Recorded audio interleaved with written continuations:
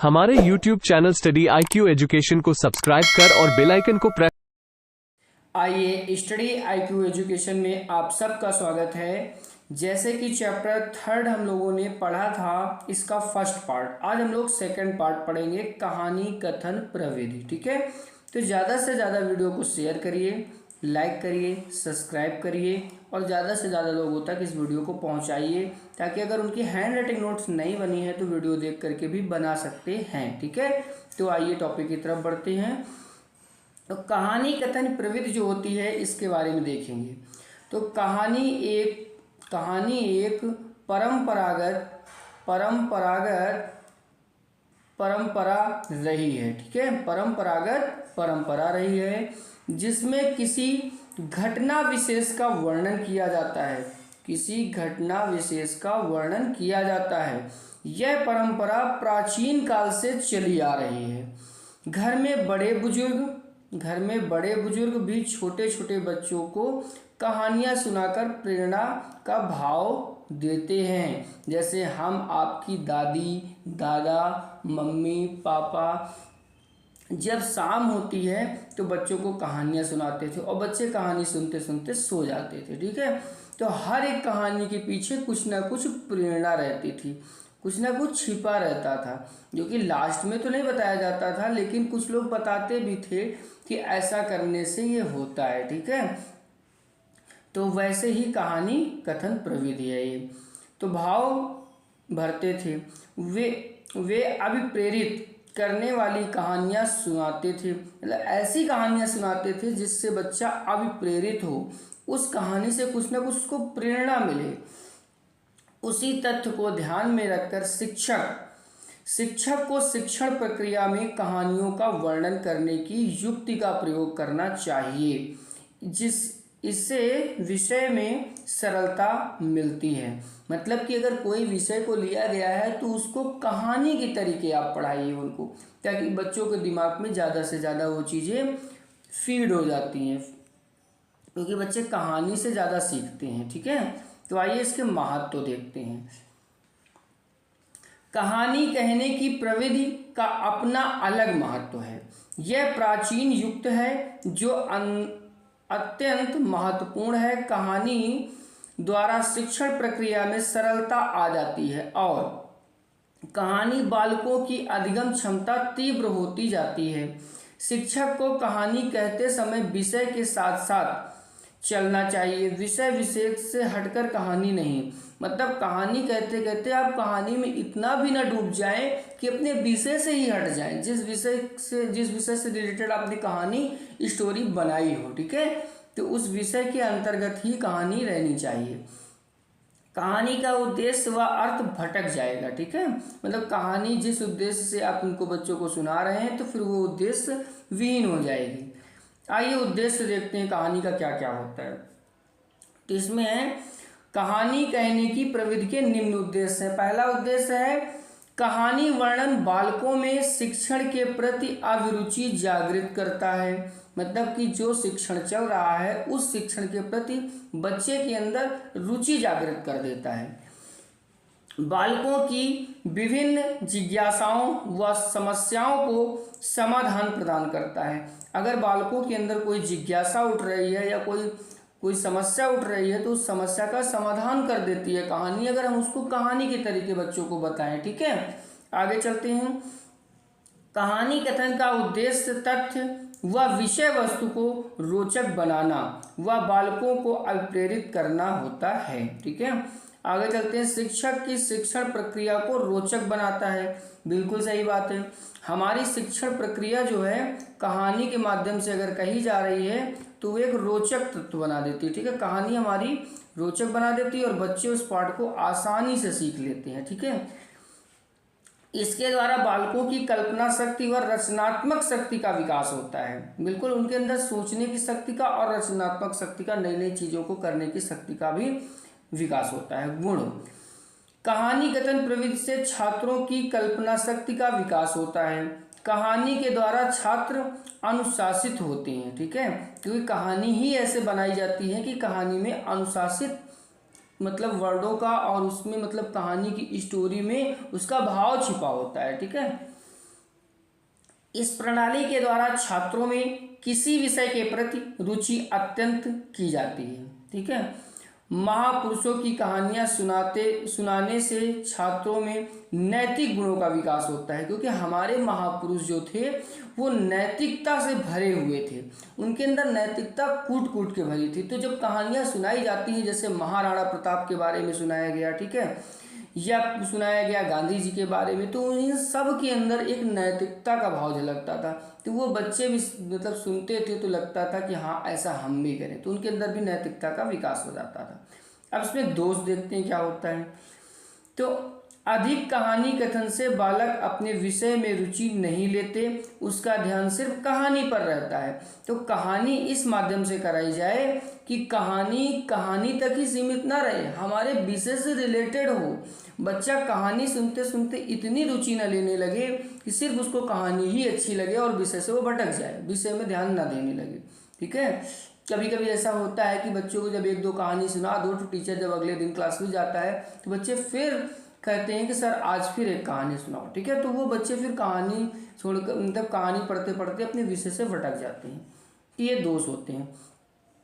कहानी का वर्णन शिक्षक की वाक पटुता पर निर्भर करता है, इसकी योग्यता सभी शिक्षकों पे नहीं होती है। बिल्कुल सही बात है।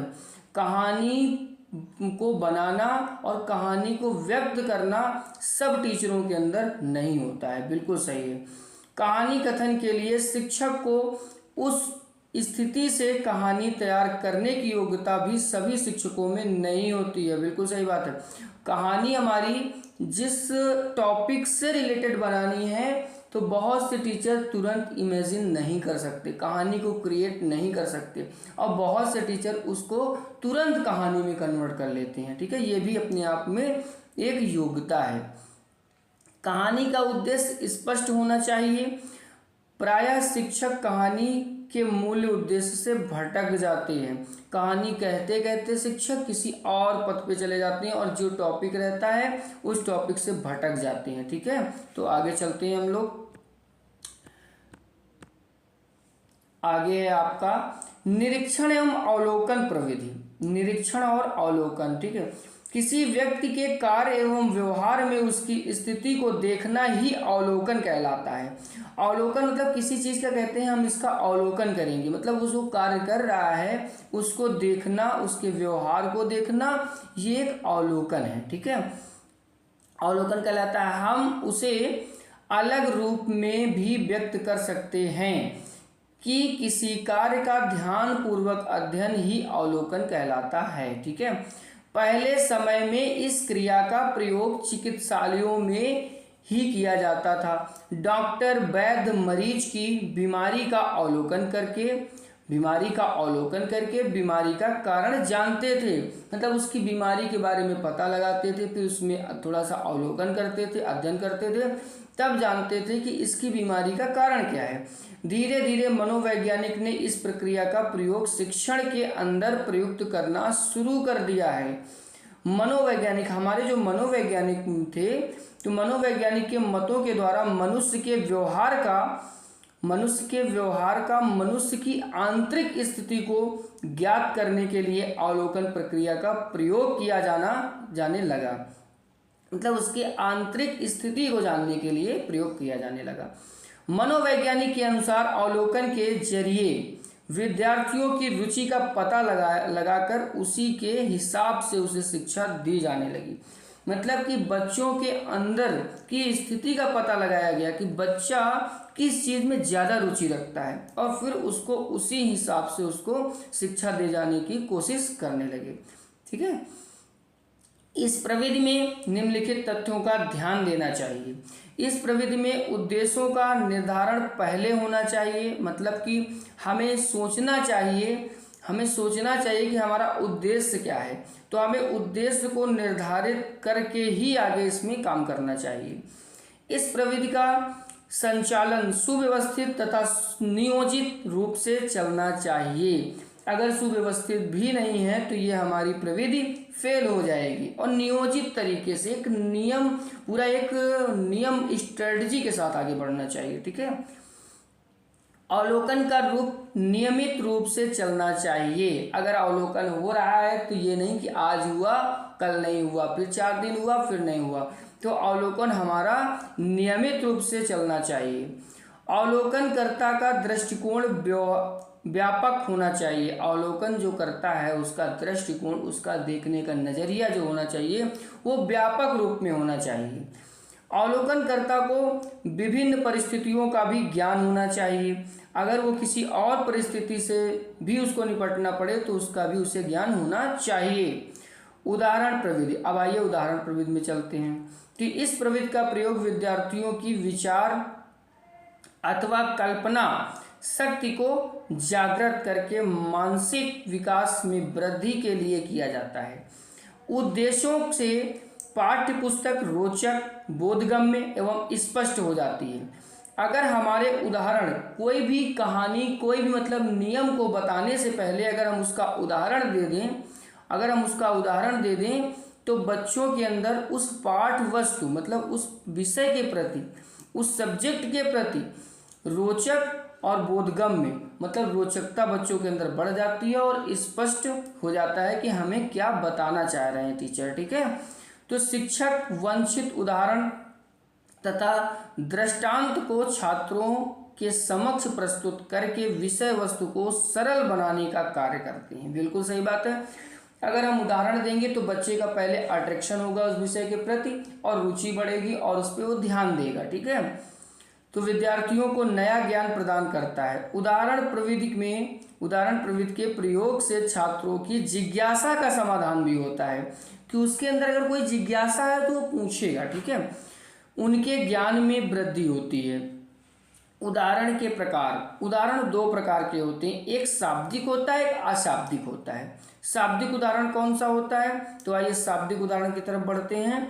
तो यहाँ पे शाब्दिक उदाहरण के द्वारा शब्दों में प्रयुक्त किए जाने वाले उदाहरणों को शाब्दिक उदाहरण कहते हैं। शाब्दिक उदाहरणों के अंदर मौखिक उदाहरण, दृष्टांत और दृष्टांत, नीति, श्लोक, उपमा, रूपक और उत्प्रेक्षा आदि का समावेश किया जाता है। उदाहरण के आधार पर विद्यार्थी कठिन शब्दों और अमूर्त भावों को भी आसानी से समझ जाता है। ठीक है, आइए आगे बढ़ते हैं। तो आगे हम लोगों का है शाब्दिक उदाहरणों में उपयोग होने वाली सावधानियां। ठीक है, उपयोग होने वाली सावधानियां कौन कौन सी होनी चाहिए, तो सावधानियां हैं वातावरण को शिक्षा के अनुसार प्रयोग करना चाहिए। उदाहरण हमारा ऐसा होना चाहिए कि जिस टॉपिक के विषय में हम बात कर रहे हैं उसी से रिलेटेड उदाहरण होना चाहिए। उदाहरण का प्रयोग जागरूकता पढ़ने पर ही करना चाहिए, जरूरत पड़ने पर ही करना चाहिए। अगर जरूरत नहीं है तो हमें उदाहरण नहीं देना चाहिए। फिर उदाहरण का संबंध अपनी विषय वस्तु से होना चाहिए। विषय वस्तु के अलावा दूसरे टॉपिक से रिलेटेड उदाहरण नहीं होना चाहिए। उदाहरण का प्रयोग शिक्षा को रोचक बनाने के लिए किया जाना चाहिए और उदाहरण कक्षा के अनुकूल होना चाहिए, जिन्हें विद्यार्थी आसानी से समझ लें, ऐसा उदाहरण होना चाहिए। ठीक है, तो आइए आगे बढ़ते हैं हम लोग। आगे है दृश्यात्मक उदाहरण। ठीक है, दृश्यात्मक उदाहरण सेकंड है। इन उदाहरणों के समझने की विधियों का प्रयोग होता है। दृश्यात्मक उदाहरणों के प्रदर्शनात्मक या वस्तु रूप उदाहरण भी कहा जाता है। दृश्यात्मक उदाहरणों से शिक्षा का समझना अधिक सरल हो जाता है, क्योंकि इनमें ज्ञानेंद्रियों और कर्मेंद्रियों के द्वारा क्रियाशील रहती है। कमजोर विद्यार्थियों के लिए इस विधि का अधिक उपयोग होता है। इस विधि द्वारा क्या होते हैं, चार्ट। दृश्यात्मक मतलब जो सामने से देख करके बताया जाए, तो उसमें हमारा चार्ट आ जाता है। प्रतिरूप आ जाता है, मानचित्र आ जाता है, ग्राफ आ जाता है, और क्या आ जाता है, तो चित्र आ जाते हैं, और रेखा चित्र आ जाते हैं, आदि आ जाते हैं। ठीक है, तो ये दृश्यात्मक हो जाते हैं हमारे। कैसे हो जाते हैं, तो ये हमारे दृश्यात्मक हो जाते हैं। ठीक है, तो आइए आगे बढ़ते हैं। आगे है दृश्यात्मक उदाहरण के प्रयोगों में सावधानियां। इसमें सावधानियां भी देख लीजिए। तो दृश्यात्मक उदाहरणों का प्रयोग बार बार नहीं करना चाहिए। इन उदाहरणों का प्रयोग आवश्यकता के समय में करना चाहिए, जब आवश्यकता हो तभी करना चाहिए। इनका प्रयोग सीधा, सजीव व अच्छी तरह होना चाहिए। ठीक है, ये वातावरण अधिक बड़े नहीं होने चाहिए, ये उदाहरण बहुत बड़े नहीं होने चाहिए। यह क्रियाविधि छोटी कक्षा में विद्यार्थियों के लिए उपयोग में लाई जाती है। यह बड़ी बच्चों के लिए नहीं होता है। बड़े बच्चों के लिए पहले नियम बताए जाते हैं, उसके बाद उदाहरण बताए जाते हैं, और ये छोटे बच्चों के लिए पहले उदाहरण और फिर नियम। खेल गति विधि। ठीक है, खेल गतिविधि प्रविधि जो है इसको देखते हैं। तो खेल गतिविधि में विधि से अभिप्राय शिक्षण प्रक्रिया को बालक द्वारा किसी पात्र विषय के अनुसार को अभिनय करके प्रभावित बनाना है। अर्थात इसमें शिक्षक बालकों को अपने सामाजिक परिवेश में पाए जाने वाले विभिन्न किरदारों का बालकों से अनुसरण द्वारा अभिनय कराते हैं, जिससे बालक की स्मृति को तेज होती है, और तथा साथ ही बालक स्वक्रिया द्वारा सीखने लगता है। जैसे किसी व्यापारी, फेरी वाला आदि के पत्रों की नकल कर अभिनय करता है। इतिहास एवं भाषा जैसे विषय से अभिनय युक्त का उपयोग की सरलता से किया जा सकता है। अभिनय युक्त प्रयोग आधुनिक शिक्षण प्रक्रिया इसके कठिन विषय सरलता से ग्रहण कर लेते हैं। मतलब खेल विधि से बच्चे खेल में चीज़ों को ग्रहण कर लेते हैं। ठीक है, तो आगे बढ़ते हैं। आगे देखते हैं इसके महत्व। क्या देखेंगे आगे देखेंगे महत्व। ठीक है, महत्व है इस प्रविधि का अपना महत्व है। यह आधुनिक परिवेश की देन है। इसमें छोटे बालक अधिक रुचि लेते हैं, क्योंकि ये सदैव क्रियाशील होते हैं और स्वक्रिया द्वारा कुछ ना कुछ सीखने का प्रयत्न करते रहते हैं। किसी की नकल वे आसानी से कर लेते हैं। यह अत्यंत प्रभावशाली ढंग है। उद्देश्य देखते हैं। तो इस प्रविधि का उद्देश्य पाठ्य विषय को सरल एवं रोचक बनाना है, जो बालकों को अधिगम हेतु प्रेरित करे। बच्चों की स्मृति क्षमता को तीव्र करना है। इस प्रविधि का उद्देश्य अधिगम प्रक्रिया को सरल बनाना है, जिससे बालक सरलता से अर्जित करे। इसका उद्देश्य बच्चों में क्रियाशीलता में वृद्धि करना। खेल प्रविधि का उद्देश्य है बालकों की सृजनात्मक क्षमता को विकसित करना। आइए इसके गुण देख लेते हैं। तो इसके गुण हैं, इस प्रविधि के निम्न गुण हैं। ठीक है, नंबर 1, इस प्रविधि में बालक स्वक्रिया करके सीखते हैं। इस प्रकार उनमें आत्मविश्वास की भावना होती है। सेकंड नंबर है, इसका प्रयोग कठिन विषय में सरलता आती है। तो कठिन विषय में अगर आप इसका प्रयोग करेंगे तो सरलता आएगी। इस प्रविधि का प्रयोग शिक्षक की शिक्षण प्रक्रिया को प्रभावशाली बनाता है। और नंबर 4, खेल प्रविधि के प्रयोग से शिक्षण देने में बालक अपनी जन्मजात प्रवृत्तियों का प्रदर्शन कर पाते हैं और रचनात्मक की ओर बढ़ते हैं। इस प्रविधि से बालकों की स्थिति क्षमता तीव्र होकर स्थायी हो जाती है। आइए दोस्त की तरफ बढ़ते हैं। तो दोष है इनके इस प्रविधि द्वारा समस्त क्रियाओं का विषय को अभिनीति नहीं किया जा सकता है। ठीक है, आइए सेकंड नंबर, प्रत्येक शिक्षक में खेल की क्षमता व कुशलता नहीं प्राप्त हो सकती है। अगला थर्ड नंबर, यह प्रविधि इतनी सरल व सुगम नहीं है जिसका प्रयोग भारतीय विद्यालयों में कम ही प्रयोग किया जाता है। चौथा नंबर, बालकों में नेतृत्व व मौलिकता आदि गुणों का समावेश सभी बालकों में होना आवश्यक है। पांचवा नंबर, इस प्रविधि में अनुकरण अभिनय की मात्रा अधिक विकसित हो जाने से बालक अपनी स्वाभाविक प्रवृत्तियों से दूर हो जाता है। ठीक है, आइए आगे चलते हैं। समूह कार्य प्रविधि। शिक्षण की सभी प्रविधियों में एक प्रविधि यह भी है जिसमें बालक प्रविधि को शिक्षण को प्रभावी बनाने हेतु प्रयुक्त किया जाता है। प्रारंभिक कक्षा की शिक्षण क्रिया में यह मुक्त विषय रूप से अपना उल्लेखनीय महत्व रखती है। छोटे बालकों की स्वाभाविक प्रवृत्ति परस्पर समूह में रहने की होती है। छोटे बालकों को जब कुछ सिखाने का प्रयत्न किया जाता है तब बालक अकेले की अपेक्षा समूह के साथ सीखने को अधिक उत्सुक होता है। इसके लाभ देख लेते हैं।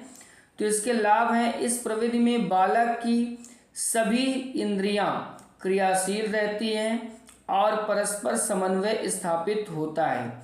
सामूहिक कार्य करने से बालकों में सहयोग की भावना का विकास होता है। इन क्रियाओं द्वारा बालकों में स्वस्थ शरीर विकास। और 4 नंबर, समूह के अंतर्गत बालकों में परस्पर